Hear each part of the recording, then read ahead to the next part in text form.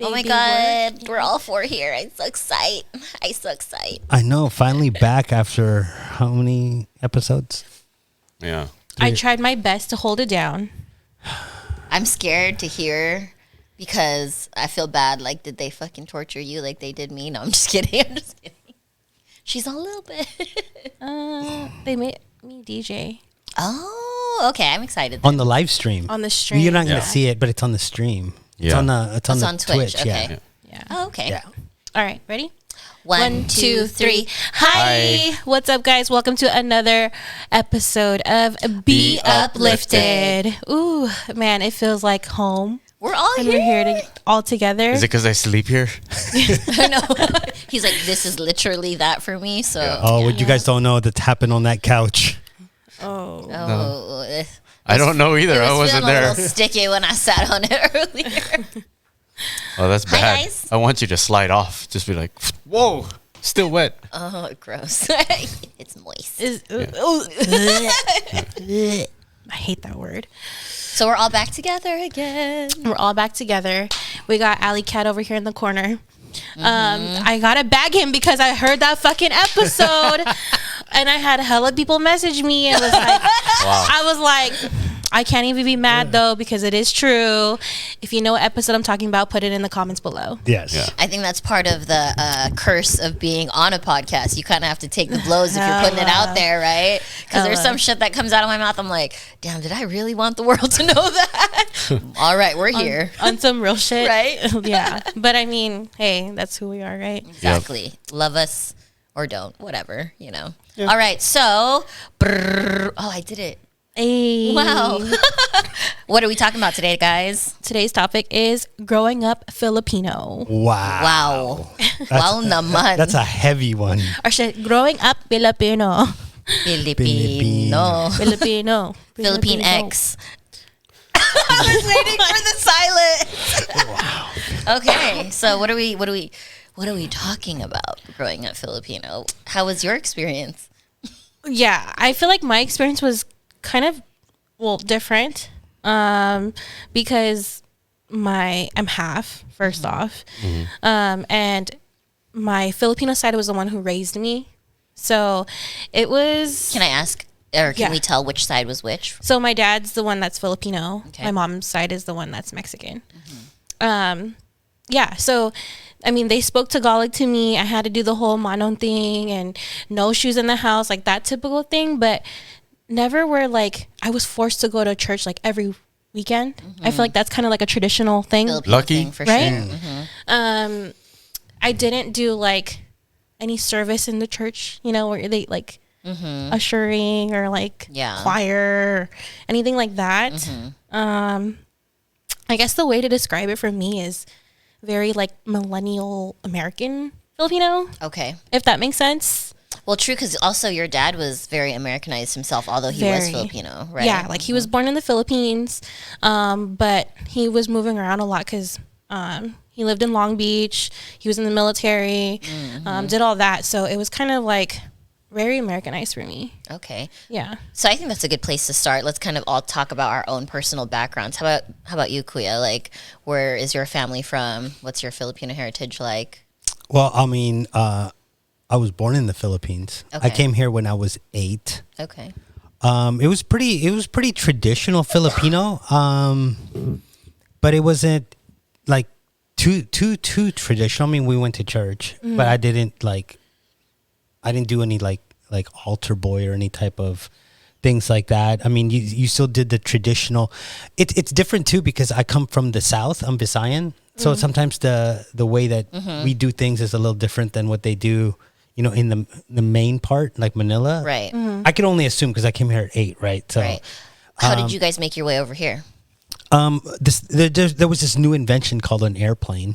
No, I mean, like, Yeah. was it military? He's boba. We're not fresh off the boat anymore. We're brought over by airplane. Yeah. Oh my gosh. No, it wasn't military. Okay. It wasn't military. I came here, you know, kind of like not by my choice. Oh, okay. Yeah. Just because. It was like, hey, you're going to go to Disneyland. Cool. And you never came back. Oh. You know, it's one of those things where That's definitely a Filipino-esque thing. yeah, as yeah, well. like you're not expecting to move to America, and you just kind of get uprooted, and then next thing you know, you're here, and then you're kind of like here. Right. Because it's the American dream in their eyes, right? Like, Right. Yeah. this is the best place to be in. Yeah, their it's eyes. the way that for me it was like, I guess, it might be a little different from you guys because you said your dad was born in the Philippines, but he grew up here. My parents literally grew up in the Philippines. You know, they didn't come here until I was 8, so that makes my mom like in her 30s. You know, so it's a different type of environment that you're dealing with. Right. Yeah, that's why I think it's interesting to hear like where everybody kind of came from, what their background was like, because we're all Filipino, but we have all very different experiences, right? How about you, Vince? What was your like? I was born and raised here, so you know I would say that I'm very Americanized. But my English is my third language because I learned Chabacano, which is our language or our dialect, and then I learned Tagalog. But then my parents would see me trying to talk and be social with all of the kids, and they're all, you know, melanin challenged, so so they didn't understand anything that I was saying. So they were like, okay, from now on we're just gonna speak to him English only. Vince would just randomly go up to like any dude, like, Oh, yeah. "Kamusta ka, pare?" Yeah, I used to go up Like to spaz everybody and out. just like hella just talk to them. And Oh my god, I can totally see that, like those little palenque boys that are just Yeah, like, yeah. oh yeah, ate. Kuya, anong balita? yeah, no, like my dad always had all these stories of me just jumping headfirst into like things like when. And now you're shy. Well, yeah, just I know. more I've reserved. never really heard you speak Tagalog or any. Oh, I can't speak any other language because I forgot it all. It sucks. I got so like bleached. You know what I mean? Okay, yeah. But before, you know, I would see kids playing in the pool and I'll just jump in and it's like, oh yeah, he can't swim. You know? And yeah, it would be that. Or I would see kids like skateboarding. I'm like, I want to try that, and I'll pick up a skateboard from the pile and then I'll, you know, bust my head or you know, because I couldn't stand on it or anything like that. But Did your parents grow up in the Philippines or here? yeah, they grew up in the Philippines. My dad came over here because of the military. So that was the traditional Filipino. Yeah. Oh, and if you don't mind me asking, are your parents still together? No, No. right? Yours are. No. They were not. They ended No. up divorced. How about yours? Mine are still together. Okay, I'm just asking these questions because I feel like it's all relevant to the For different sure. ways that we were raised. And your story. My parents also came here because of the military. My mom is the youngest of like 8, and my dad is the second to oldest of also 7 or 8 or something like that. So they obviously thought the typical American dream, if you get into the military and you make it to the United States, then you've made it, right? So I was born in the Philippines. I came here when my dad was stationed here in the United States. So I was like 1.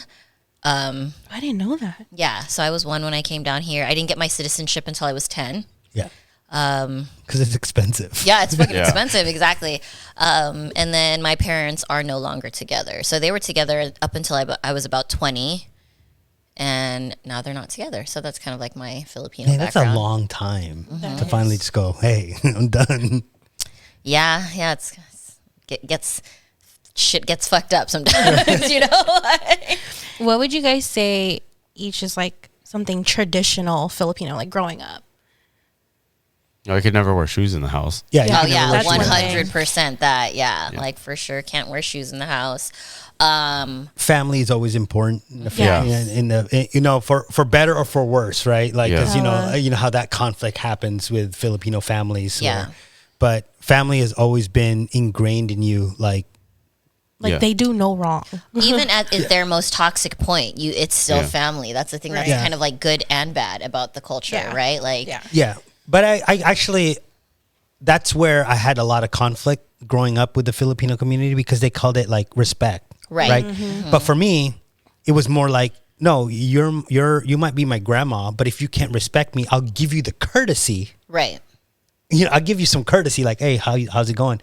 But respect is on a different level. right. But we throw respect out a lot in the Filipino community, like it's supposed to be, it's a given. As just if you're because- entitled to it. Yeah, based on your stature or your whoever you Your are. age. Yeah, and it's like, no, I'll give you I'll give you the courtesy. I'll welcome you into my house, but doesn't mean I'm going to actually respect you fully. Right. Yeah. Until you've earned that respect.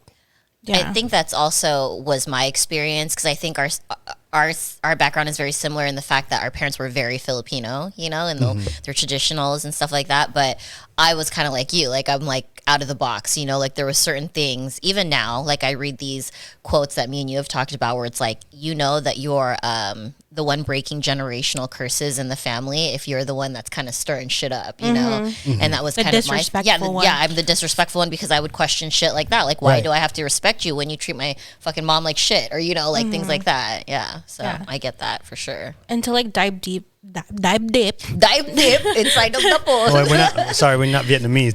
Dip. Sorry, guys. But to dive a little bit deep into that too is like, because out of my family, I'm the loudmouth, so they're not used to seeing. I could see that. Yeah, like she sounds all like sweet and quiet on here, but then she's like not. Oh, you ever see her talk and then her head moves like that? Oh yeah, that's the spicy one. I got a BPM in my head every time we talking. No, but fucking A. So with females, traditionally with Filipinos, they are quiet, respectful, and they just follow whatever that is told to them. And I feel like that's not me at all. Why are you laughing? No, because he said something traditional with Filipino females. And the first thing that came to mind, I wanted to ask you guys this. Did your parents or aunties and uncles, did they ever tell you, don't play outside, you're going to get dark? Yeah.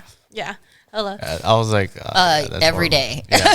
Every day. Yeah. Yeah, so, you know, or like, especially with women, right? Like beauty industry, you have to be light skinned. You have to be looking like Americanized. Like that's the traditional Philippine, at least for how I see it. That's how we should be looked as or how we should grow up as. And then you follow the male leader no matter what he does. No, it's true. Oh, go ahead. No, I'm saying the whole like color thing, like colorism or whatever people want to fucking put a label on it. It a lot has to do with the economic structure in the Philippines. Right. If you're out in the fields picking, you ain't doing much. Right. You're poor, and that's why you're dark. Yeah, and if you were light skinned like I am, you didn't work outside. Yeah. So they considered you more royal, more rich, more higher status. And that's why those guys end up becoming like the symbols or the image of the Philippines. Right. Yeah. Exactly. I mean, it hasn't even happened today because I haven't seen it where you have an ad of somebody darker than, let's say, Vince's color.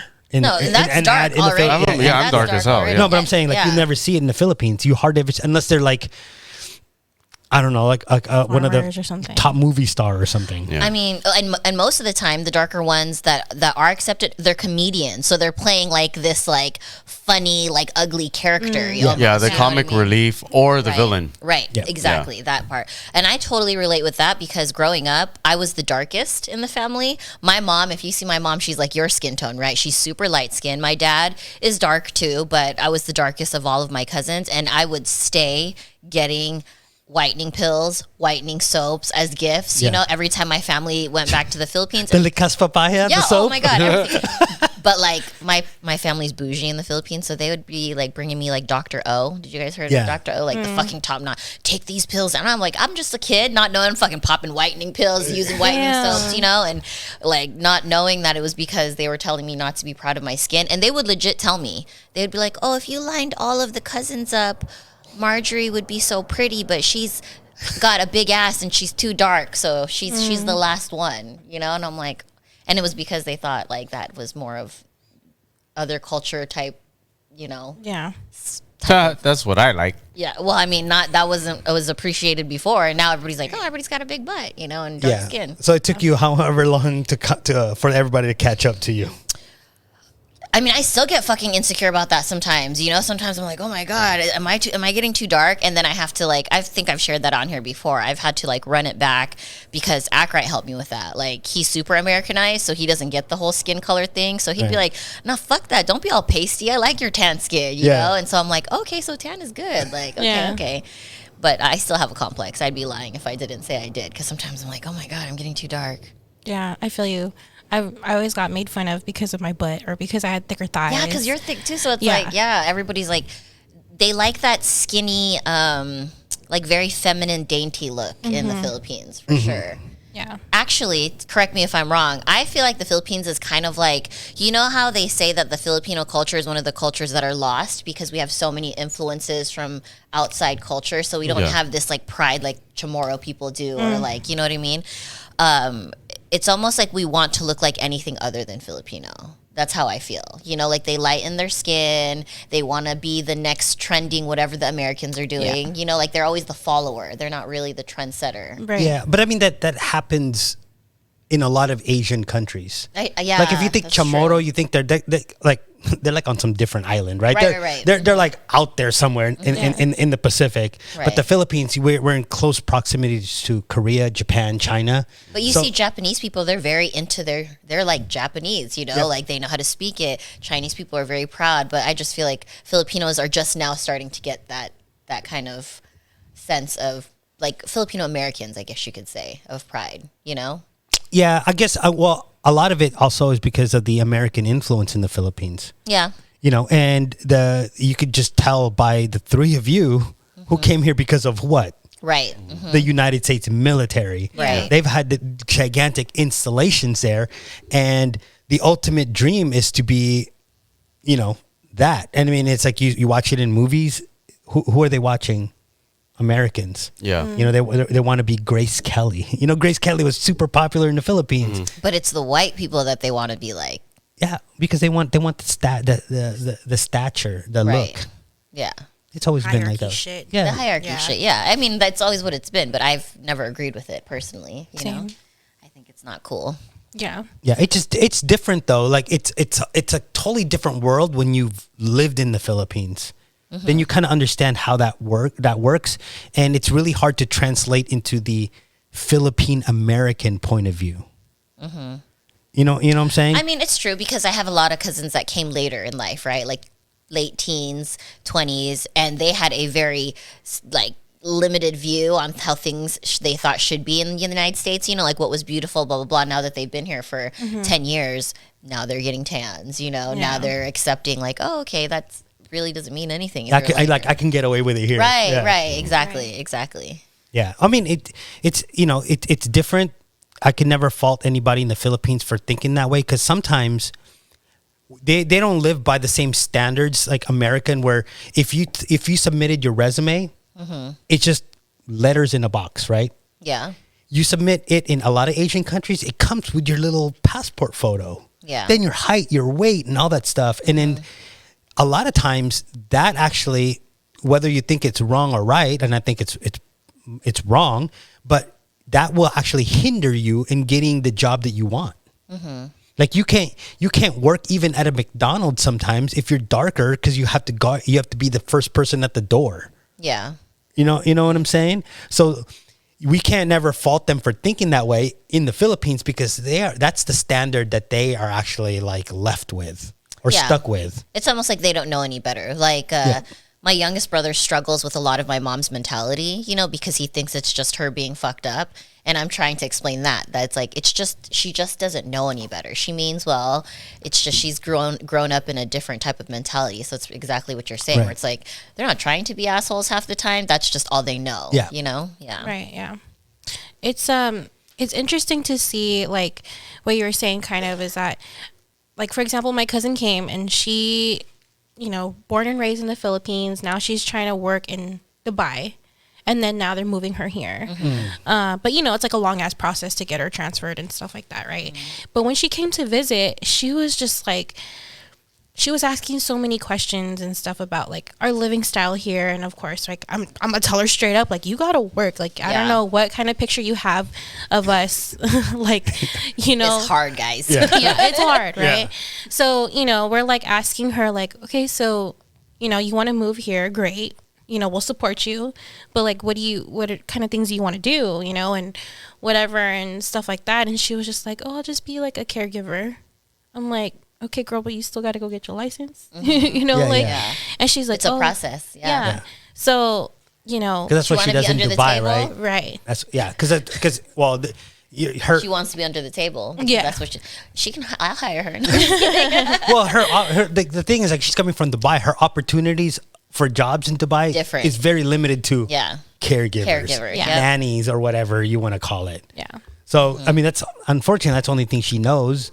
And she's going to come here, and you better have some skill. Find it. Yeah. Well, and it was crazy Customer service or some shit. Right. And I was asking her, like, you know, of course I want to show her around, you know, whatever. And I'm asking her, like, where would you want to go? She's like, oh, I want to go to, like, Mexico.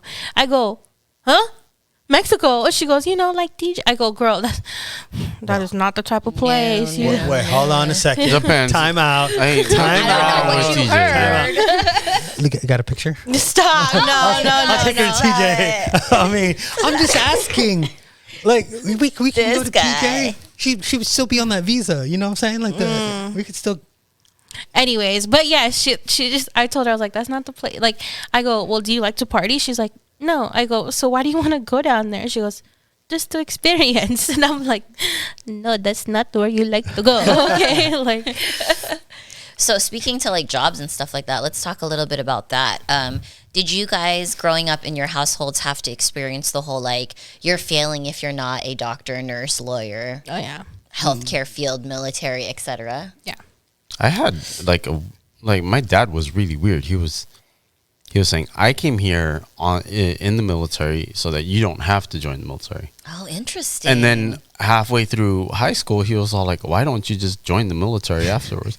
Probably because of my grades, but yeah, he was like, oh, what a lost cause. Yeah, but he, you know, like at the same time, he also wanted me to play soccer for like colleges and stuff, which I could have done, but then I had concussions, so they wouldn't let me play. I was like, oh, it sucks. But I didn't want to play soccer anymore because he was my coach, and he was like, that's rough. I was like, nah, I'm good. I don't want to live your dream. Yeah, I relate to that heavy because growing up, my dad was like, don't go to the military because he did military. And then when I got out of high school, and I even did the ASVAB just for the fuck of it, just because my score was pretty high, where like I could have scored to go into the what is it freaking called? Intelligence. No. Air Force. Yeah. And then Air Force. Yeah, I would have done it. I showed him my score, and he was like, you're not leaving me. And I'm like, okay, I guess I'm not going, right? And then as I got older, he's like, you should have went. I'm like, oh, all of a sudden now, you know? And then even my grandma, like everybody in my family, like, you become a nurse, you do nursing, you do medical, blah, blah, blah, blah. And even my dad, he did medical, and he was a freaking, what is it called? Corpsman? Your dad was a corpsman? Yeah. Wow. Yeah. Best job in the Navy, by the way, guys. If you ever want to join the Navy, strike me as a corpsman. Well, what do they call when for medical when they're out in the field? Corpsman. Yeah. Okay. So yeah. So whatever. I don't know. Best job in the Navy. Once again, if you guys want to join the Navy, hit me up. Yeah. So he has like hardcore like medical background. Yes. And then they were trying to push that on me, and I was like, no. But then he showed me a different life too. We're doing the whole business DJing. So I'm like, yo, you're kind of fucking up my head. Like, do I do this? What do you want me to traditional do? shit Filipino, or do I not do this traditional shit Filipino? Yeah. And I think that's where a lot of like Filipinos that either come to America early, like I did, or are born here, run into that, right? Where do you chase your passions or you chase the paycheck? Right. And that's, I think that's what your dad was. He's like, yeah, going to nursing, it's not because of his love for the medical field. It's because it pays well. Right. Yeah. But then deep down inside, he's like, but man, I fucking have fun doing this. Yeah. Well, go on. Sorry. No. It's like, I have fun doing this, and that's also an opportunity for you. Yeah. Well, I think that the problem with like it doesn't even have to do with this era or this generation. It's more in the sense where it's like first generation here, you know, because like if first generation's here, they'll think, okay, you got to work hard, and you don't associate that really with a good time. But you look at us, second generation or third or whatever, like I wouldn't think of this as being like a source of income, but we're almost up to $6. So I don't know about you, but yo. Slowly but surely. That's more than one hand I can count. Exactly. Wait, are we not at $6 yet? We're like triple that amount. Mic drop, motherfuckers. Look, Dad, I made it. No, Right? Look, I made it. Don't say we wasn't getting paid, okay? Oh my God, that's enough to feed just me. And for all you guys that are wondering, I haven't withdrawn it, so it's still there. Just because We ain't touching it. I'm not hiding it from them. No. No. That's the reason why we don't know. I just don't look. There. Yeah. It just sits there. It's not an amount. We need more toes and naked pics to make it an amount worthy of getting upset about. Yeah. Speaking of which, you could buy some socks. No, I'm just kidding. I did a promotion for that. Here we I hope go. you guys voted for me. That's funny. Did you see that? The Who Wore It Better? Yeah, I voted. Yeah. So traditionally, that's a no-no for my family. But, for all you guys that are watching us, I hope you voted for me. Don't vote for fine-ass girls. But actually, you know what? I'll be honest. Don't even touch it because we don't promote other people's products on our stream unless they pay us. So, our good friend, I'm sorry. Yeah, You could it's all buy love. you It's could all buy love. our socks though when they're released. We're about eventually. to release those uplifted socks, okay? Actually, I really want to do that, guys.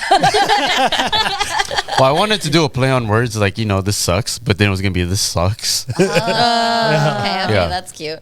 That's cute. Okay, but yeah, going back. Did you join the military because you felt the need to or because you wanted to? I thought it was a good money making opportunity. Okay. I mean, obviously, everybody has a reason Yeah. to join the military, whether it's your love for the country or your love for money. And my love for money was more than my love for the country, so it won out. And But do you think your Filipino culture influenced that? no, Okay. even though my dad was in the military, no. Yeah. Okay. No, it just it's one of those where I've always wanted to try it. I think out of high school I wanted to do it, and just because even my dad, when my dad was in, it didn't really have an effect on me whether I wanted to. I was like, oh man, Yeah. that sounds like something that you could do, Right. And the way I looked at it always was that the military was just this gigantic Fortune 500 company, or this gigantic little city where you still have medical, you still have dental, you still have your law enforcement, you have your engineers. So you're still our ideas were so different. yeah. So you're still applying. You're still applying for a job. Yeah. I mean, Yeah. it just happens to be in a uniform that you don't choose. You know what I'm saying? Yeah. And you're stuck on a Such a contract. positive way of looking at it. Yeah, but I'm saying, but if you look at it that way, it is though. Like, Yeah. okay, I'm secured in this job for 4 years. I didn't know that. I think that's why it becomes you should have just done that later, because Yeah. I think as an adult that fucking shoe drops and you're like, oh shit, like I need some medical, I need Yeah. some stable income, and that's Right. when it becomes like more shiny and bright, when the dream starts to get a little blurry and the necessity starts to become bigger. Yeah, and a lot of times too is like again, I'll go back to your dad. Like he would say, "Oh, you should just done it," but because sometimes you don't really know what to say. But if you're seeing your daughter struggle, you're like, "Oh man, you should just join." Yeah. You should have Yeah. you should have just done it. And then Yeah. at that point, it's like it's never too late. You have until you're 39 to join the military. they increased The US it. Navy. Male and female? Yeah, until in the U.S. Navy. All right, baby. Yeah. So this is what's gonna happen, all right? I was just kidding. For reserves though, right? If 39 for the reserves, 35 for active duty. Yeah. So there's Yes. time. You got some time. That's girl. the Navy. The Marines kind of go way low, 29 and 30. Yeah. But no, back to the whole Filipino thing. That Filipino thing never affected me. I mean, now almost because we're in San Diego, every Filipino I know, not every, but I'm exaggerating. It's either parents are in the military or was or is currently in the military. So Yeah. it's kind of everywhere. That's super traditional for Filipinos. Yeah. Some type of military. And the mom is like a nurse or like Secretary or something. such. Yeah. Yeah. Or like a Postmen Yeah. after the military. That's Yeah. my dad went down that path. Military postman. Yeah, man, that's if they retired in the military, then they retired in the post office. That's a lot of nice. pension. Yeah. That's a pretty good money there. Yep. That's Hell. very Yep. true. And then they get their Mercedes, and then when they do the meetups with the other uncles, they're like, "Oh, Mercedes ka ba?" Oh. in front of McDonald's and shit, Yeah. or the donut shop. Yeah. No, And that's where the daddy issues come in, because I didn't see one of those fucking pennies from my dad's beautiful pension. So. Me too. Right? You're like, me too. Well, I have a question. Like growing up in like Philippine tradition, whatever, is there any terms or anything that you've like grown accustomed to that you're just surprised that nobody else knows? So like, I'll give you an example because I'm having a hard time describing it. So a common phrase that my parents used to say to me that I only hear with other Filipinos is "Ikang bahala." yeah. Oh, yeah. Yeah. Yeah, but we I'm say trying to think of more. we say that in English too. Yeah. Well, it's up to you. Yeah. Well, I don't know. I don't see like my American friends having that so much. Like they'll have that "it's up to you" thing, Yeah. but not the "ikaw ang bahala." So like, That's what you're saying though. yeah, but It's the up to way you, I that don't they give a say, fuck. but the way that they said it to me is like, I know you're gonna fail, and I'm gonna laugh at you when you do. You know what I'm saying? My first like saying, it's not as serious, is like, how does it go in Tagalog? Like, if that was a snake, it would have already bit you. Like when you're looking for something. Wow, no. I don't know. That seems like a long translation, but and there's probably like a. And I heard so many of my Filipino friend or my friends' Filipino parents say that. I was like, oh, okay, so it's not just my mom that would say that shit to me. Like karma type of shit. No, it would literally be that. Kung ahas yan, ginagat ka na, or something like that. And I'm like, oh, okay, so that's like a common, like something obvious. yeah, very obvious. Like if it was fucking something, it would already bit you. What about if so going along Yeah. that whenever I'm looking for something I can't find it, my mom would always say, "Close your mouth and open your eyes." Yeah. Yep. Yeah. But you know what? I hear that in America too. Look with your eyes, fool. Yeah. Look with your eyes. They don't say, "Oh, close your mouth and open your Oh, eyes." I always got that's why I thought that it was like I think he's saying more like there's a way, a very specific way where it's like There- traditionally there- said. there's you something. know? We've all heard that Yeah. as Filipinos, and I think Yeah. it's just standard. Like, close your mouth and open your eyes, because you're like, I can't find it, mom. Close your eyes and open your mouth. I mean, close your mouth and open your eyes. Yeah. Yeah. Basically, what he's saying is fucking concentrate. Yeah, Yeah. exactly. Fucking sit your ass down and start looking for it. So, you know, when we were touching about the women like bowing down to people and things like that in the culture, I've definitely witnessed that because my girls, I've mentioned it on here before, they go to a very Filipino dominant Christian school, right? And the teacher there constantly preaches about how, you know, women should never be in charge, men are above women all the time. Like, she talks about how she serves her husband, et cetera, and like she looks down at my daughters. Like, I know she doesn't like my daughters because my daughters speak their mind, and not in a disrespectful way. They'll just be like, oh man, they'll ask a lot of questions like, oh well, what about this, ma'am, and what about this, and she's kind of like, sit down and shut the fuck up and do what you're told, you know, and she doesn't like it. Do you guys think that you guys witness that in your homes and it affects the way that you are now in your relationships? Like, did your mom be the submissive, so that's kind of like what you look for, or you're more mouthy because you think your mom was more mouthy, or, you know, etc.? Do you guys think that influenced you guys at all? So no and yes. Okay. So no, I didn't. I don't see it from the female perspective, but yes, I do see it where like my dad was the breadwinner, you know, the traditional man of the house and stuff like that. So it kind of raised me to, you know, make sure that I do my best to provide for my family. Okay. I never really thought of having a girl that's submissive or cooperative is a better word, you know, more in the sense that it's like, well, whatever happens, it's my fault or my job. You know how we've spoken on here that you prefer more of the traditional, or, you know. Oh, yeah, something of that yeah, nature. definitely. Is that influence from your family, you think? Well, that's what I grew up seeing is like, you know, like, don't get me wrong, my mom also had a job. Right. But at the same time, like, the majority of the financial, like, you know, gain or whatever for the household was from my dad. So, you know, that's why he got to eat first. That's why he was like, you know. How about you, Kuya?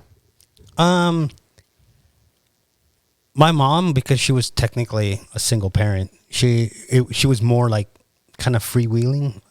You know, she just wanted like if you were gonna you know, after high school go to college, get a job. And I think it's more like the stability of the job. But when I told her I wanted to go to art school, that was a problem. Yeah. Right? But I think like my uncles my uncles and my aunts, a lot of times it was like I've always been kind of like the more outspoken guy. Yeah. So they always thought that I was always trying to rock the boat. But more or less like, hey, I'm just trying to be me. Yeah. But I'm not trying to like kind of go with the status quo and be subservient to you or whoever and just be quiet and not create conflict. Right? Or because give respect. Yeah, because the minute you say something, you're one, you have no respect. Right. And two, you are a troublemaker. Yep, you're the black sheep. And I'm just like, hey, I'm just trying to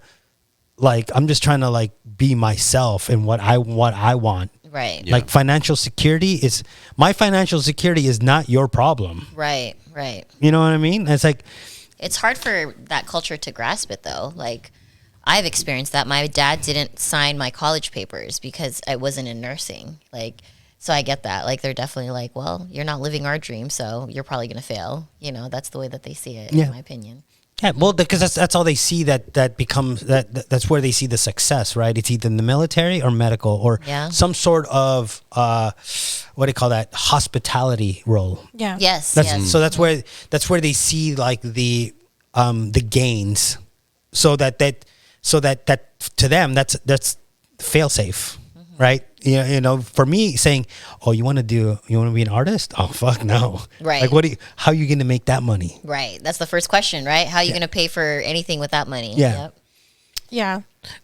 As soon as you said artist, I don't know if you guys have seen the movie The Debut. Have you guys seen it?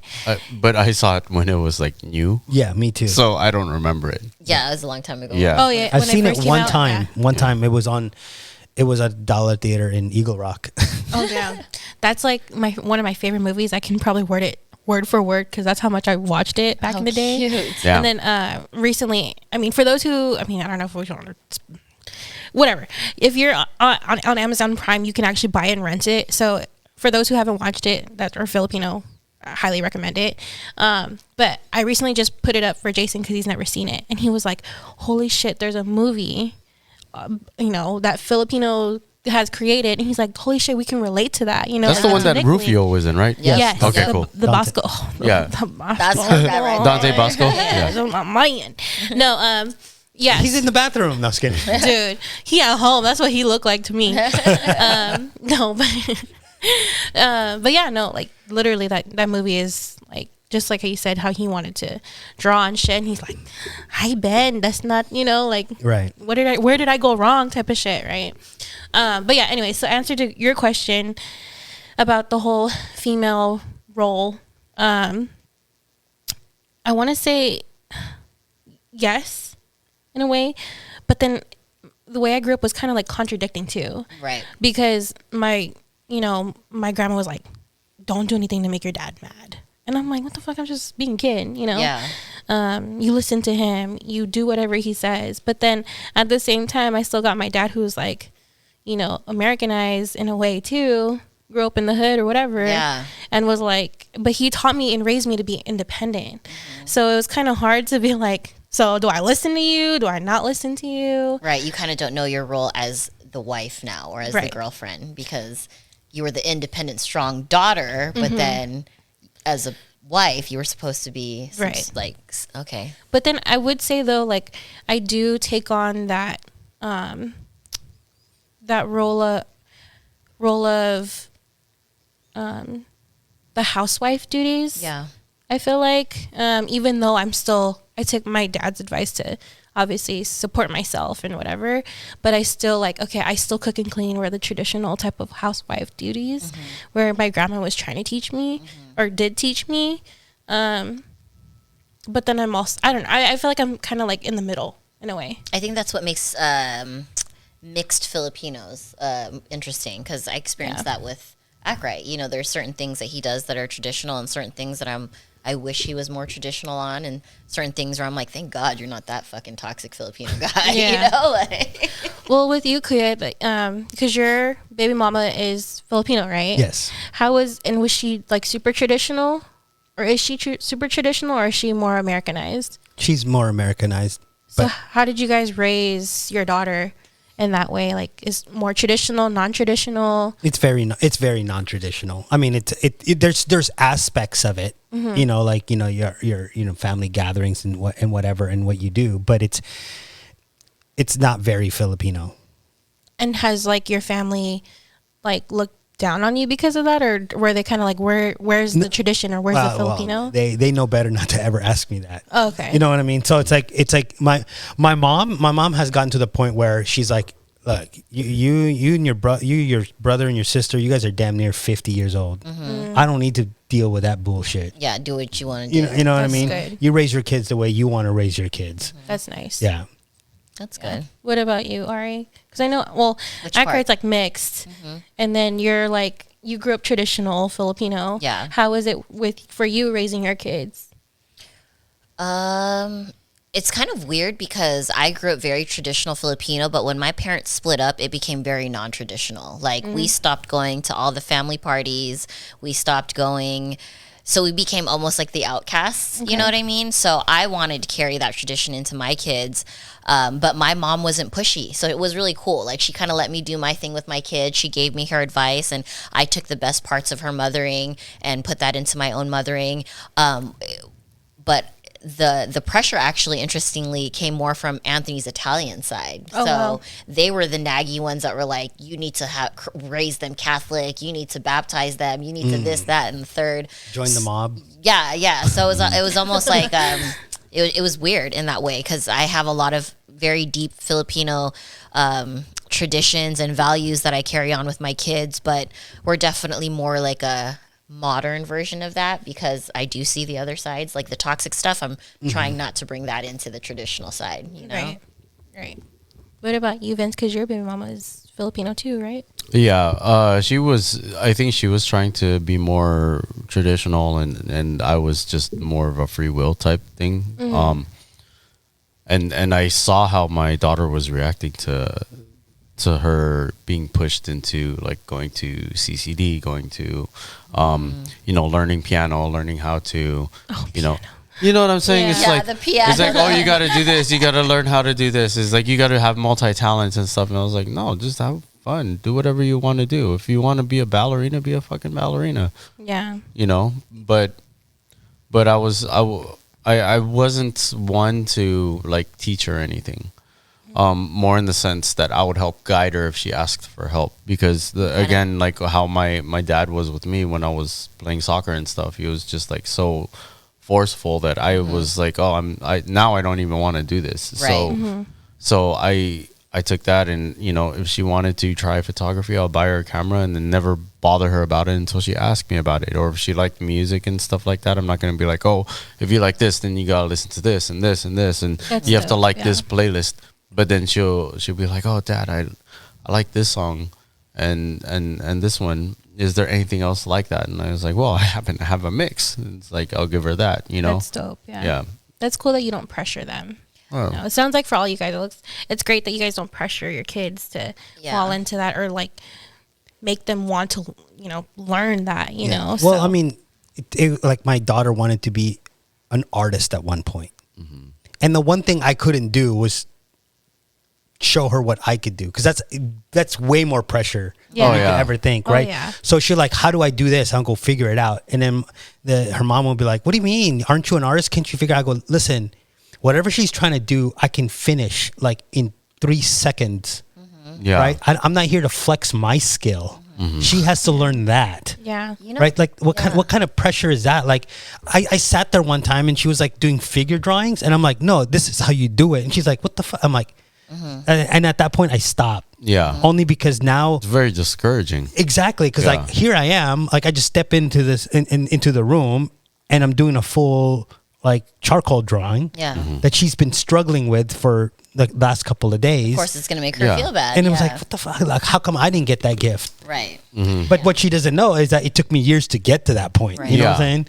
Yeah. That's so interesting that like you as males that grew up in a Filipino household are like more like lenient, maybe because you understand it.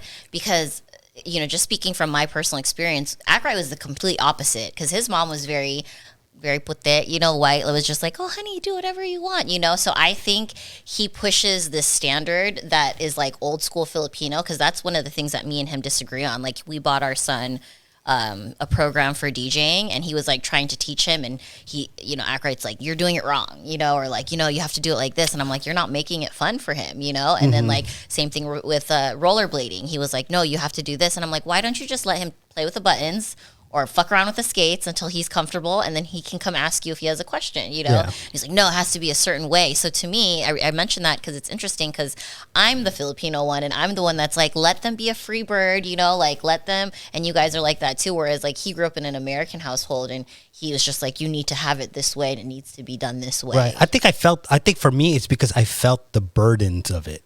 Yeah, and that's what I mean. I think because he didn't, he doesn't understand how much pressure that is. You know? And so like I'm opposite from like what my parents were, you know, to me. So he probably craves structure, and that's why he thinks that's what he's giving to his kids, you know. And it's like, no, you're actually, you know, being a little bit too tough on them. So it's crazy how different backgrounds have that like that weight. You know what I mean? Yeah, but everybody's going to be different. I don't think that this is like a Philippine, you know, traditional thing versus not, because like you said, you know, even though Ackright is just he's half Filipino, but he still has a Filipino background. But then you said it yourself, he sucks at teaching. So like you got to DJ. Yeah, that's true. And maybe it's just not a skill. The teaching skill. Yeah, that's true.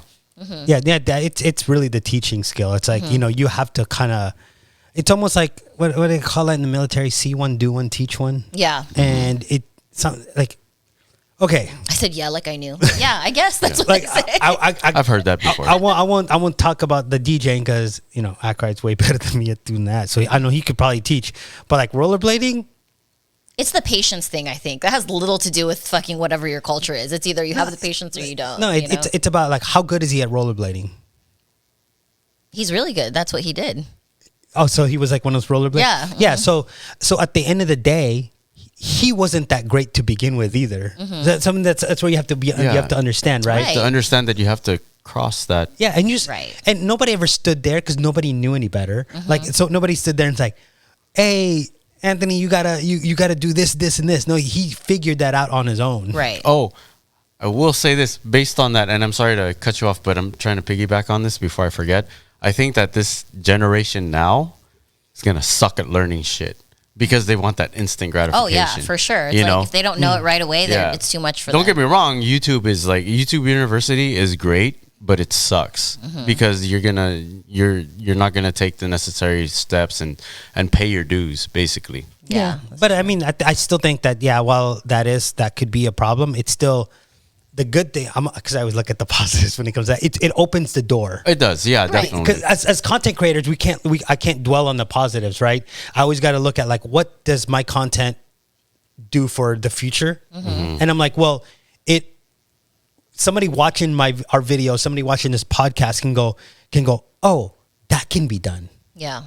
You know what I mean? Yeah. That can be done. People did a podcast. We could do it too. Yeah, I mean, it's rare. Like when you really look, I don't know. I mean, we might have to rebrand ourselves, but there's really not many Filipino podcasts with a Filipino cast. Right. Yeah. Representation for sure. Yeah. Even though we don't really care for that, but you know, whatever. No, but we're still proud of it just because it's not our, you know. Yeah. So what about let's touch a little bit about Filipino culture and mental health. I feel like doesn't exist. Going down. Yeah. I'm like that. I think that's one of my biggest things that I feel like separates the Americanized Filipino from the not Americanized Filipino is even us, right? We're all different ages on this panel. Like we all kind of understand and have grasped that being here long enough and learning about it long enough. Whereas like my cousins that have come from the Philippines are like, what do you mean? Like, just stop crying. You know what I mean? Yeah. Or like, just I've seen like for guys, it's like figure it out. Right. For girls, it's like it's your fault. Yeah. sure, yeah, stop crying, stop being maarte. Dramatic is what that is. Yeah. Yeah. Meanwhile, like freaking aunties are the most dramatic. Right. Hella, do you not see TFC? Fuck. Yeah. No, I think also a lot of it has to, again, if you go back to the the Philippines in itself and its social economic factors, it's like a lot, like I could speak for the men. A lot of the burden falls on the men. Yeah. Oh Yeah, it does. for Right. sure. You basically have to like you have to do back-breaking work to get this done. Yeah. Yeah. And maybe I don't know how it is today, but I still feel as though like for females in the Philippines, there's still like that glass ceiling. It's like, you're still kind of relegated to hospitality. Right. You're not, you don't really look at like, You're not going to be the CEO or the boss. Yeah. yeah, it's Necessarily. yeah. But so like the heavy burdens on that, it really translates back into now the American life, where now there's this dichotomy, like this conflict that I had, whereas I had this pressure to be somebody or, like whatever, it's like the Filipino standards, yet my friends were all just freewheeling. Yeah. You know what I mean? Because my friends were not necessarily Filipino, Right. So they didn't have those pressures. So you're kind of stuck in this like this world where I'm like, well, they're getting it done, but I'm not. But I'm following this. But then if I follow this, I'll get to this place in the future, hopefully, and I will surpass them or be equals. Right. You know what I mean? As far as actually having a house, a home, a family, and whatever. And how do you think that plays into mental health? I just think that there's just so much pressure. Yeah. And as men, we don't express it the same way women would express it. So and it wasn't until what I would say a little before COVID happened when everybody was like, oh, men's mental health. Right, absolutely. Right? No, Yeah. I mean, even my family's a perfect example of that. I've talked about that before here. My mom, when my youngest brother would get upset because he was, he's now diagnosed with like depression and all this other shit, she would just be like, be a fucking man, stop crying, Right. And I'm like, you can't tell him that, Yeah. she doesn't understand it. She's like, no, he needs to be strong. And in her head, she's encouraging him, right? Like, be strong, son, you're strong. But he heard, stop being a little bitch and stop crying, even though in her head, she thinks she's like telling him to be a strong boy, Like, so that's where it gets fucked up because then you have guys like this that are accused of being robots because they're told not to express their feelings, Yeah. Yeah. He was sharing earlier that people called him a sociopath and a robot. Is that what he said? They called me a sociopath because they say I act like a robot. I was like, Oh, oh, okay. okay. Yeah. Maybe I just don't want wrinkles on my face. That's why I don't smile. Yeah, gosh. Or maybe tell me a funny joke. Ever thought about that? Yeah, it's men's mental health is it's a very tricky it's a very tricky subject, right? Because it's only been the last couple years or so, especially like as we move past the recent our wars, our conflicts, and we have a lot of service members that are coming back with PTSD, mental and then health. they have like a lot of TBIs that develop into mental health issues, Right. with again depression and all that stuff. It's just that I think that sometimes though it's like it's still something that's very, very ignored. I don't want this to be like the whole men's mental health podcast or episode, but it's still very heavily ignored. But yet, it's still the men's fault. Yeah. Right. Right. So Yeah. like 2017, 15 to like 17, maybe 18, like this whole rise in like everything's like the patriarchy and everything was women are in this position because it was the man's fault. Yeah. And then the men felt that burden, and it's almost like, wait a second, we're out here. You're saying me just because I have a penis, I'm the patriarchy is my fault, right? Like I'm in charge of that. Mm-hmm. But I have to go fight wars. Mm-hmm. Yeah. We have a higher rate of suicide. Right. We have a higher rate of homeless. Right. So you're telling me we die sooner. You're telling me I'm actually the one that's hard that built that system. Why would I build that system to only fuck me over? So you're saying that sometimes you feel like you carry the burden of these men that fucked up when you're not that man. No, it's not the men that fucked up, because the whole patriarchy and the whole system is about rich men. So rich. Yeah, so they developed a system, but somehow men at some point were just to blame for everything that's within that system. That's not something I can control. And then again, it just becomes like that added pressure, and it's almost like you just ignore men's feelings. And then there's also a lot of women that when I display my feelings, it's almost like, oh my God, you actually opened up to me, bitch. It ain't about you. You just made this conversation about you, right?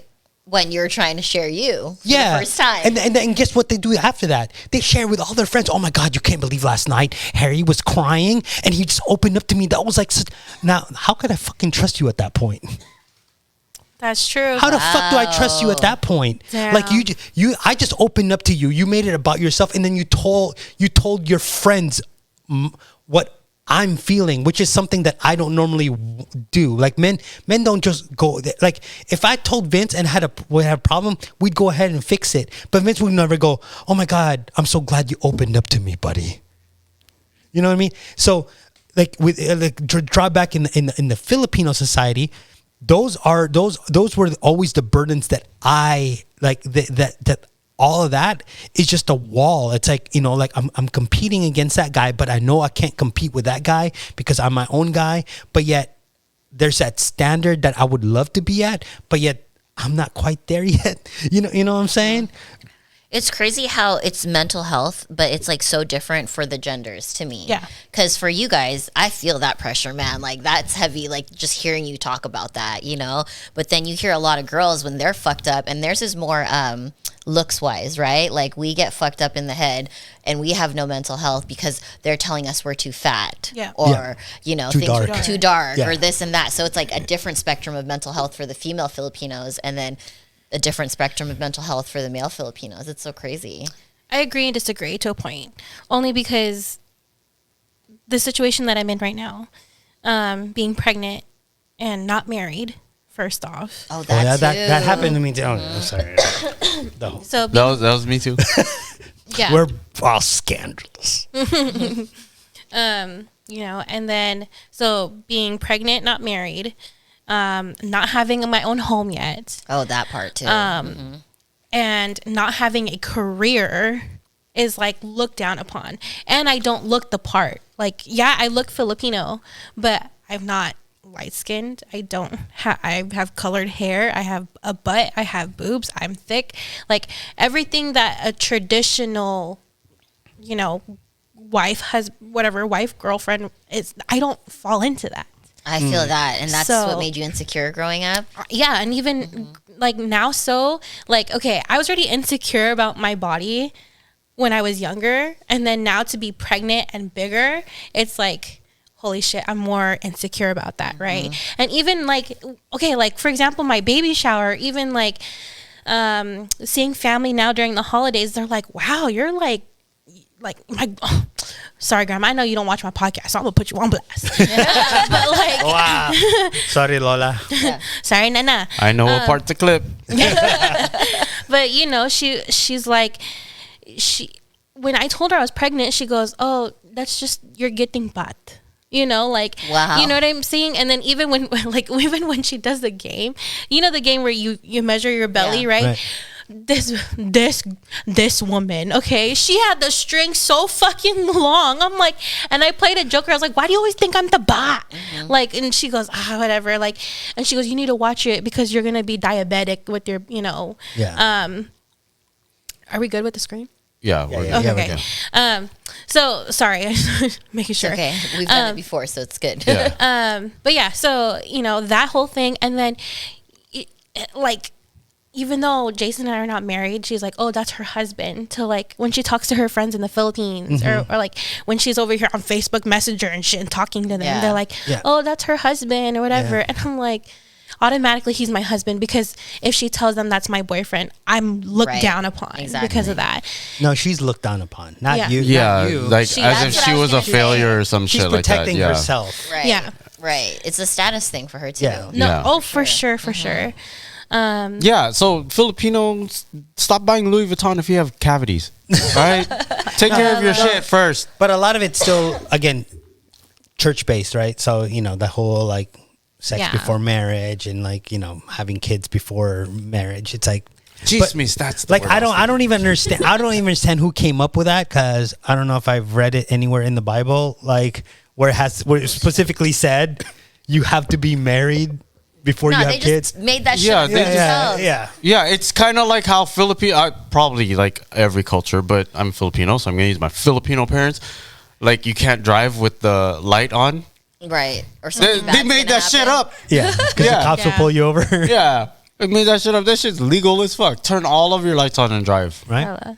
But just to tie into the whole thing that you're talking about, mental health, it fucks you up because of the fact of like, I don't fit into that status, or I don't fit into that hierarchy of whatever. And I've even been heard too, like from a family member, like, oh, why aren't you like, why hasn't he proposed to you yet? Like, is there something wrong with you? Like, they've literally told me that, like, you're having his baby, what's wrong with you? And I'm like, damn, okay. And then even the whole like, well, when are you guys gonna get a place? Well, first of all, motherfucker, you know how expensive it is. No, like, I feel that. Yeah. I mean, hella. when you were like, right when you started listing all the stuff off, I was like, wait a minute, you're right. You're right. You're right. Like, damn, I went through all of that too, and even married, it's still like, oh, well, he's not Filipino, or, oh, what's his job? He's a DJ. What? You do podcasts? Like, there's still like, then I'm gonna, to be completely transparent, me and Ackright got married because of that fucking fear. Like, I'm like, dude, we fucking have a baby on the way. We're not married That yet. pressure. And I think we got married prematurely. Like, I think we had a lot of healing and growing that needed to happen before we should have gotten married, but we got rushed into it because of that. Like, oh shit, she's fucking pregnant. Oh, is this gonna be? And then for me personally, right, it was, is this gonna be her second baby daddy, and she's gonna have another one if they don't marry, and then she's gonna have 3? And I was like, fuck, I guess we should get married, it's crazy. I never even thought about all those things that you listed off. Like, that's so true, because I feel all of those pressures. Now, I have a question though. Like, I'm sorry. No, go ahead. No, like, so you guys have kind of moved past it, right? I mean, you guys have, I don't know. I get, sometimes it probably still bothers you. It's still. No signal. Okay, hold on. All right.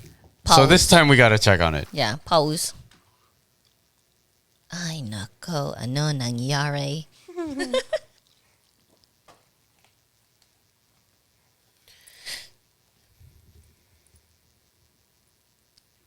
Okay, we're good. Still good? Okay. Still good. All right. So what I was saying is, like, for those, I consider you guys pretty strong, independent women that can actually move past that, right? You guys have either they're calluses, or you just, like you've learned to move past the stereotypes and then the images. But for somebody that's actually still battling that, I mean, how did you guys move past it though? Because I think that's the most important part, right? It's like figuring out how you broke that stigma. Where at what point did you like say, "Oh, fuck y'all, I don't give a fuck what you guys think. I don't care what color that fucking person is on that ad in the Philippines. I am who I am."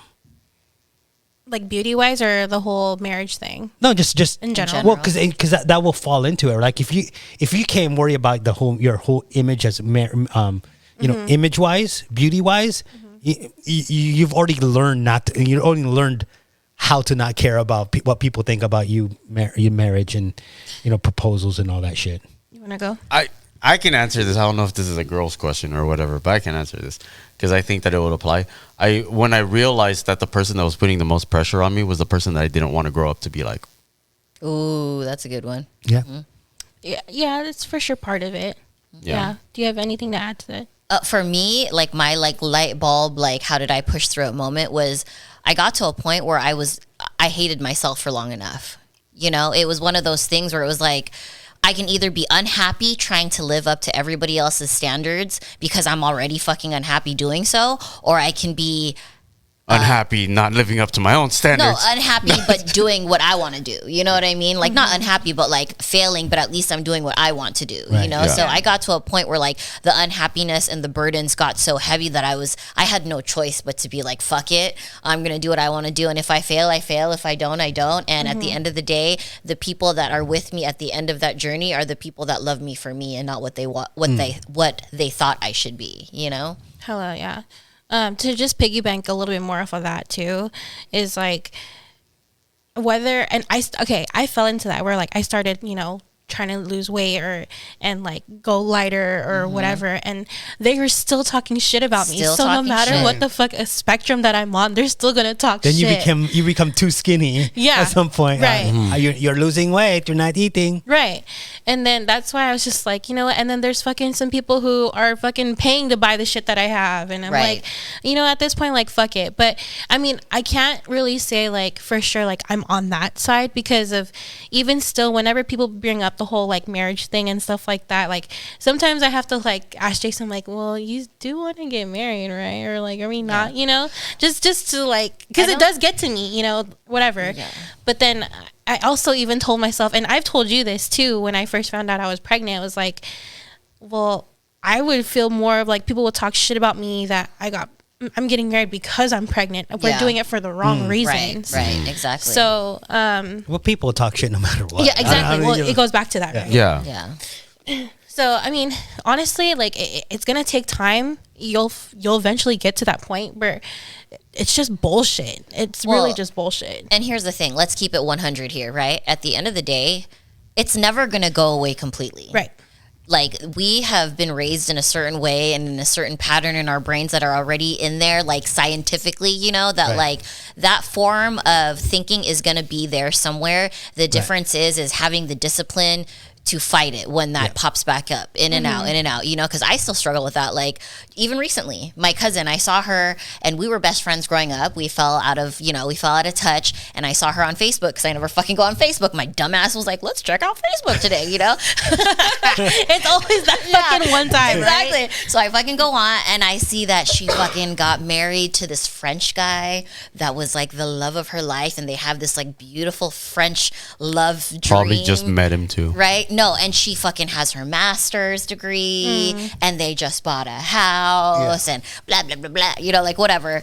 And even in that moment, as grown as I am with my own fucking kids, like, you know, I was like, damn, like I fucking failed. Like she's still the better cousin, and because everyone loved her because she was the smarter one that went into nursing school, whatever the fuck she did, you know. And I still had that moment of insecurity where I was like, damn, like I'm still beneath her, and I'm fucking older than her, and she's got so much more accomplished than me, and she's living that fucking dream life. But you know, in that very instance, that's when you have to do what I just said, where you have to just fucking shut that shit off and be like, whatever, fuck it, that's her life and this is my life. You have to learn that, like, no matter how good you are at something or whatever, there's always going to be an 8-year-old Chinese kid that's better than you. That part. So once you understand that, it's like, yo, just live your best life. Yeah. Then that's one thing too, like I'll see that too, like, you know, like because I'm always on Facebook, so I'm always looking at like, my cousin just got a new Raptor. Oh, cool. I'm like, damn, I must be like the oldest, but like then I have to play mental gymnastics, right? I go,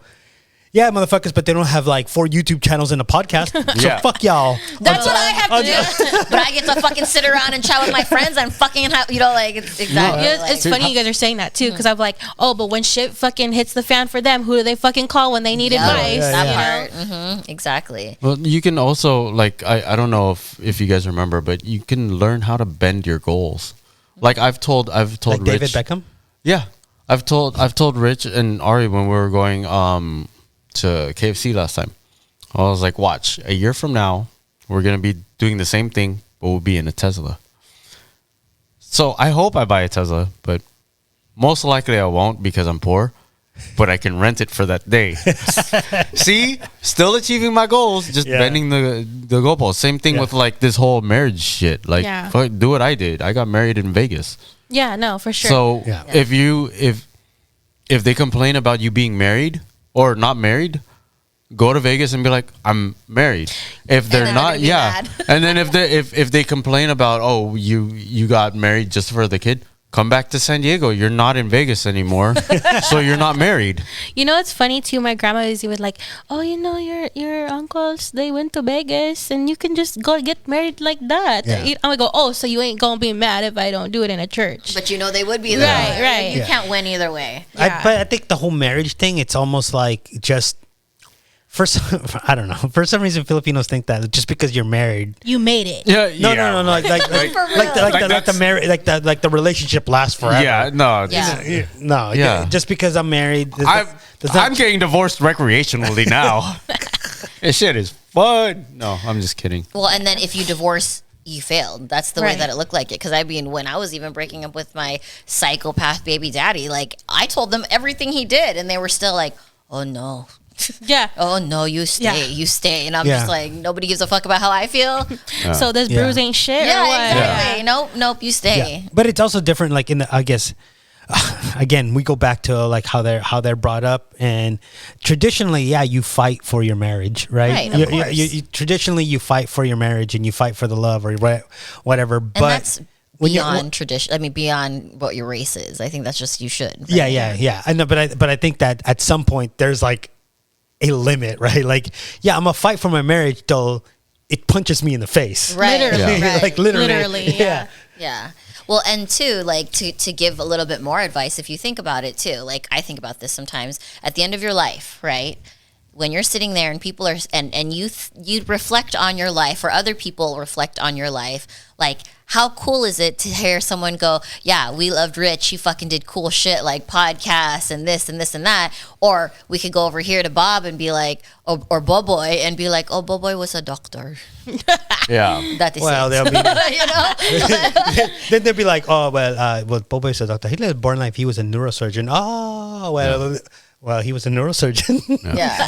Yeah. It's a you know what I'm saying? Like, Yeah. Boy, big ups to you for being a neurosurgeon. Yeah, but we're doing this. So just Okay, well, besides all like the negative parts about being Filipino, I obviously like I feel like there's also positives too. I feel like we can bring up too, not to end it on like a negative. No, You know, yeah. Obviously, obviously the positives is still the community. yeah. Yeah. The food. The food, but that's a given. I mean, but I think the community, because of how we've grown into like more like the experts in hospitality, Yeah. we kind of have like that brotherhood, being Filipino, that sometimes goes unspoken. Sometimes it's just like I don't want to sound like I'm trying to like favor one friend over the other, but sometimes if a Filipino friend asks me to do something, I'm more apt to do it as opposed to like somebody that's not necessarily Filipino. It's almost like I have this feeling like, because I'm Filipino and you're Filipino, this brotherhood. Like I like, get your struggle. yeah, Yeah, like, that's what it is, I yeah. get exactly what Yeah. you need, and I'm there for you. The only problem, I mean, I'm not going to talk about the negatives with that, but yeah. So, I mean, that's always what it is, right? I mean, it's like, you know, like in the military, there's a thing called the Filipino mafia, right?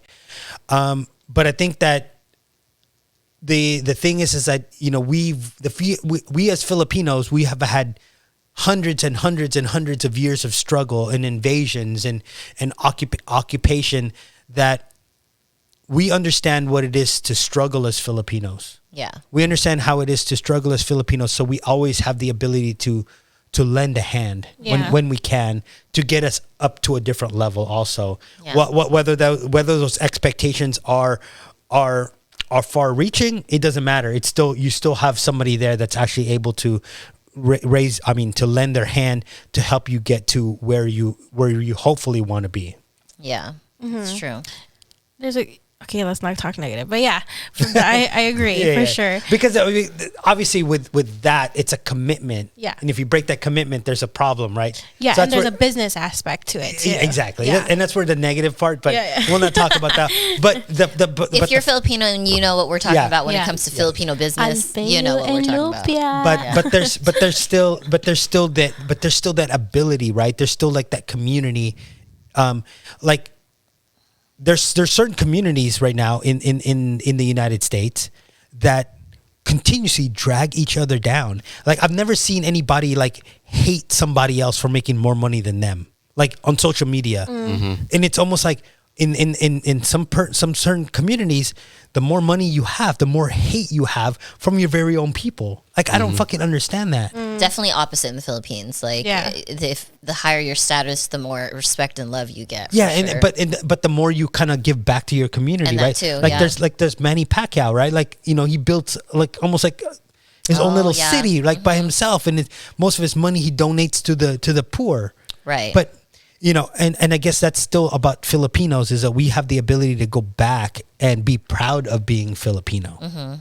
It's that family culture, I think, that brought us up. I feel like that's why we are the way we are. Like, we literally go ham for our fucking people. Like, okay, let's take it back to like fucking American Idol with Jessica Sanchez and like all those other fucking Filipinos who went on American Idol.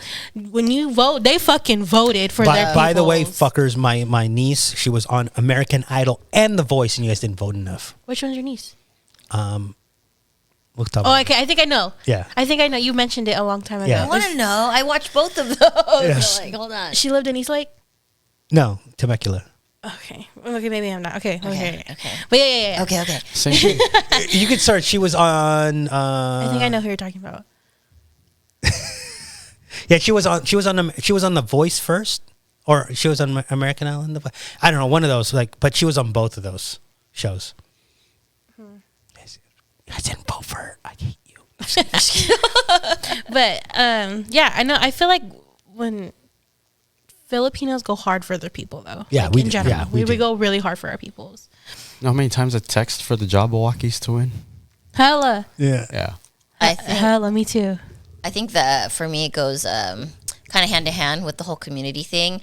I feel like I'm such a good mother and sister and mom and whatever because I took the toxicity of our culture and took that out but applied the values. You know what I mean? Yeah. So that's what makes me so passionate about the way that I love this was the positive part. Yeah, well, no, that's what I'm saying. Like, if there's all those toxic things that culturally we have, but once you are able to filter out those toxic things, we have a really, really solid set of people. You know what I mean? Like taking that whole like respect thing, right? That respeto, and make it like the actual how it actually means. Right? Exactly. Or another example is, I think it's a beautiful thing. Like, yeah, maybe it's a pain in the ass sometimes, but I think it's a beautiful thing that a lot of times you will see the oldest child or one of the children take in the parent after they're not able to take care of themselves instead of sticking them in a fucking nursing home, because I run an older people's home. And I'll tell you right now, none of those people are Filipino. Not one person is Filipino. I worked in skilled nursing facility for 10 years. Not one of those patients were Filipino, you know? It's because we would rather like shoulder the burden on ourselves than leave our family out to dry. But it's also like, you know, like you walk into your grandma's house, you go find grandma and say hi. Right. That's right. the first thing you do. You go mano po or whatever, because I know it doesn't, mano po is not really like everywhere in the Philippines. Right. Yeah. But you go find grandma and you say Lola hi. and you say hi and you greet them. Yeah, you and know. I love that. Like, I remember getting so annoyed with my mom growing up because she would call my friends out for not saying hi to her when they would come over. And I did not grasp it when I was younger, right? She's like, your friends are fucking rude. They can't even say hi, you know, blah, blah, blah. What am I, a wall? Yeah, and what exactly? What am I, a wall? And I would just be like, dude, ma, it's chill. Like, they're just shy. Like, you know, in my head. But now that I'm an adult and I have my own kids. They weren't shy. They were rude as fuck. They're being rude as fuck, right? So I tell my kids, I'm like, do you greet the parents as soon as you walk in the house? Yes, of course, mom, you know? So I'm proud that they have that because they're fucking little friends that are not Filipino. Like, they have a handful, right? Will come over and they'll just walk into my daughter's bedroom and I'm like, you better tell that little fucking girl to come say hi to me next time. And they're like, Mom, it's not that big of a deal. I'm like, no, it's a big fucking deal. Now I know, you know? Like, so I just like that we are big on just like you said, the respect thing, I guess, used properly. Used properly, yeah. Used properly, yeah. Another thing too, I feel like I'm also really proud of, like whenever I need something, like my family's there. Like I can count on my Filipino family, and especially like, or even on like our family parties, our traditional like Christmas parties, or like whatever traditional that we do every year. Like they fucking show up every fucking year, and we make the best of it no matter what it is. That's the part I feel like I really, like my family, me and my brothers missed out on. Is we deal with things so solo and so probably unhealthily because we didn't get to experience that Filipino family experience. Like even now my mom's like, no, I don't want to meet anyone new because we grew up just by ourselves, you know? Like, so I think that's a beautiful thing because that's definitely something I wish I had. Like when I see that, when I see other Filipino families getting together or knowing like, oh, I'm going to call my auntie to pick up the kids or, oh, let me call my ate. And I'm like, man, what the fuck does that feel like? Like that's really cool. I'll adopt you guys. I know, right? For reals. Tell your brother to pick up the phone. Hey, watch my kids. Oh, my older one. Yeah, not my older brother. The older one of my younger brothers is down. How about you? Yeah, I'm down too. Cool, awesome. Yeah. Bet. Can you imagine if we just left all 4 of the kids with Rich and Vince? Actually, they would fucking love that shit. They would love that shit. Oh my God. I'm like, I take that back. You want to create TikToks today? Oh my gosh, I already know who's gonna love that. Yeah. Even the boys, they're gonna be like fucking playing skateboard and all that. Oh yeah, we could skateboard, we could rollerblade, we could play. I'm like, trust me, we like, this is the most fun we've ever had. Yeah. Can we go again? I know. Now then I won't be able to get rid of them. I'm gonna bring them here one day. Mom. I know, for reals. Be like, well, Mom, can we go to Disneyland for the poor? Pixel Lounge. Pixel Lounge. They've asked me before, can we go? I'm like, oh. They could.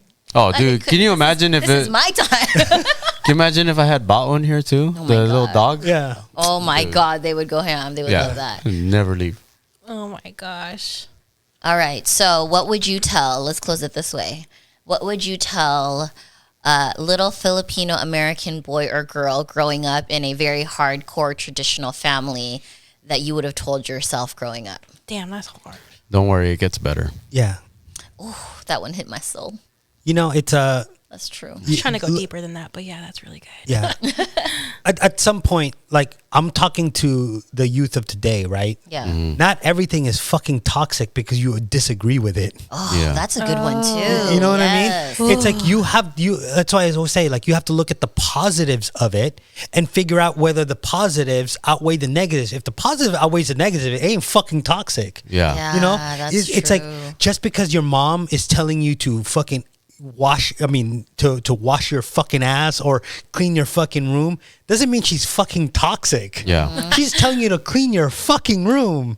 That's You know so what I true. mean? I love that you said that because I think that's a really good message to people, younger generation. Yeah, of it's today. because they're so ingrained in this whole like everything's toxic. She's so toxic. This toxic. That I'm like, They just listen, throw the word around. Yeah. When we were growing up, toxic was a Britney Spears song. Yeah, for real. You know, but at the end of the day, you have to sit back, understand where your parents are coming from also, because they're human. They only want the best for you. But then you outweigh whether or not what they want is either good or bad for you, and then weigh it out. And if they mean well, then they're probably right. Like, I mean, your parents have lived a life. Like, if I came over and I told my daughter, no, that shit ain't gonna work, it's because I've run through that before. You know what I mean? Yeah. I've failed at doing the exact same thing you're trying to do, the same way you are about to do it. So if I tell you it's gonna fail, it's not because I'm discouraging you. I'm telling you from my experience, the percentage of you being successful that it's slim to none. Think of another way. Also, like if they say because I said so, a lot of times that also means that they don't know how to express why they're saying it. Yeah. But Yes. there is a reason. Yes. That's 100% true. We've been through it. And I tell my daughter that all the time. Like, oh, you're going to come up with some bullshit that I'm going to tell that I've done. So don't even come up with that bullshit. And she just smiles. And she's like, yeah. And it's really just our way or the parents' way, however you want to put it, of protecting you. Like, it sounds very like you do what I say, but it's really because we want to protect you because we love you. Yeah. You know, at the end of the day. Yeah, I got nothing to say. Y'all mic drops on every single one of them. But I guess just a small quick add on to that is just be patient. Yeah. Be patient and just have an open mind and listen to what they're saying, and I'm sure eventually, like, I only started understanding as I got older. Yeah. So just be patient. Yeah. Be patient. Don't get fucking pregnant. Don't get anybody pregnant. Go see the world. Go see culture. Enjoy your fucking selves. But if you are pregnant, enjoy it. Stupid. Yeah. Enjoy it. Get married or something. Yes, I agree with Time to go. All right, bye. Rich is all like, "Hey, don't be a heathen." Oh shit, camera's over here. Motherfucking screen. Fuck you. All right, yeah. Don't be heathen as she sits here saying that she hates when people say that. What a dick. Don't. Brown is beautiful. No, she's of age though. I'm talking about like. No, I know, we know. Like, Little 12, 13, 14, 15-year-old girls running around. Wait, they shouldn't be listening to this podcast. True, that part. Yeah. I mean, if, like go realistically, like, go see the world though. Yeah. Like, I mean, go find culture somewhere. Don't lock yourself up to a marriage early or some commitment you can't get out of early in your life. Go explore. But what is your advice in regards to handling the Filipino culture if they're feeling the mental health pressures or the girl pressures that... You can't feel that pressure if you're not living at home. Ooh. So stop living fucking at home. And see the world. That's fucking true though, because I dipped out real quick. Same. I dipped out so quick. You know what I'm saying? Like, my daughter's mom doesn't watch this, so I can tell my daughter, if you're so sick and tired of being here and you're fucking feeling that pressure, study your ass off, get a good job, and get the fuck out. Mm-hmm. That's all you can do. Yeah. Hella. Like, you're gonna complain about being pressured to doing something, yet you're not doing absolutely nothing about it. That's your fucking fault. No, I've told my daughter something similar. So I told her, if you don't like living at home with your mom, be homeless. Post it. There's gonna be a simp that's gonna save you. Wow, yeah. My daughter's pretty, all right? Classic, so like, classic advice, right? Wait, hold on though. Am I wrong? My daughter's gorgeous. There's gonna be a simp that's gonna, like, a CEO simp that's gonna. Your daughter is very She is gorgeous. She is but gorgeous. A CEO simp. Yeah, I mean it's dumb advice, but honestly, there's gonna be somebody. It's actually true. DM us your application, CEO simp. Yeah. Can you fund this place too, CEO Yeah. simp? Right? Yeah, so we don't have to use a fake background. We can get a real Christmas tree. Oh, this isn't real? Hit it. Watch. Touch it. I know, it's been moving this whole entire time. Yeah. That's funny. I'm touching its balls. Just caress the balls. Oh my gosh. My balls. Anyway. Yeah. So this is probably the longest episode we've had. We're like almost an hour and a half in. Nice. All right, you guys. So thank you for listening in and hearing a little bit about our background and our culture. And to all the Filipinos out there, we love you. Let us know what the most toxic shit or what the shit that annoys you. Comment down below. I feel like that's hella easy. Like, I'm gonna start putting fucking comments. Yeah. Name your most toxic. You're the only one. Okay, say it again so we can clip it. Yeah. Tell them. So all the Filipinos, if you're watching this episode, make sure you comment down below. Just let us know what you feel is the most toxic, the most stereotypical shit that you've gone through growing up Filipino, whether in the Philippines or here in America. Boom. Let us know in the comments. Yep. All right, you guys. And until then, we will see you guys on the next episode. Bye. Bye.